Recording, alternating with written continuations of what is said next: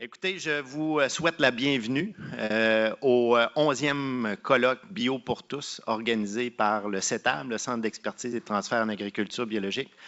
Et le plus, là, c'est pour de proximité, hein, il me semble. On l'oublie, là, mais c'est ça. Alors, la thématique cette année, le bio de demain. Donc, on a bien hâte de voir ce que ça nous réserve, le bio de demain.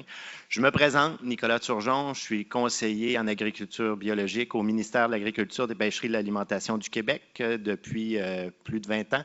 Et ça me fait drôle parce que je vois dans la salle la relève en agriculture biologique. Il y a beaucoup de gens que je ne connais pas, mais c'est bien de voir aussi qu'il y a des gens, on va dire, d'expérience que je reconnais.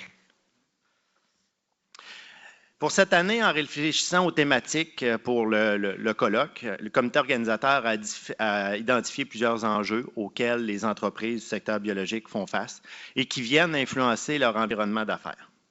On n'a qu'à penser aux enjeux reliés à la commercialisation et au marché, qui ont grandement évolué au cours des dernières années, à l'accès aux terres, à l'accès à la terre, qui est aussi devenu un enjeu important, de plus en plus difficile pour les entreprises. Aux enjeux agronomiques, évidemment, notamment ceux associés à la santé des sols, puis ça demeure toujours d'actualité d'année en année. Aux enjeux qui sont reliés au bouleversement climatique, qui faisait presque quotidiennement la manchette avant l'arrivée d'un certain Donald à la Maison Blanche. Allez pas vous plaindre au ministère, s'il vous plaît, que j'ai dit ça, parce que je ne reviendrai plus l'année prochaine. Ce sont tous des enjeux auxquels les entreprises doivent s'adapter pour avancer, pour se développer, dans certains cas même pour survivre, mais pour continuer de nourrir les consommateurs de produits biologiques d'ici. Pour ce faire, les entreprises peuvent compter notamment sur le fruit de l'innovation.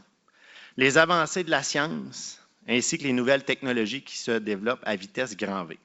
D'ailleurs, ces nouvelles technologies appliquées au secteur des grandes cultures seront abondamment discutées demain dans le cadre de la journée d'agriculture de précision.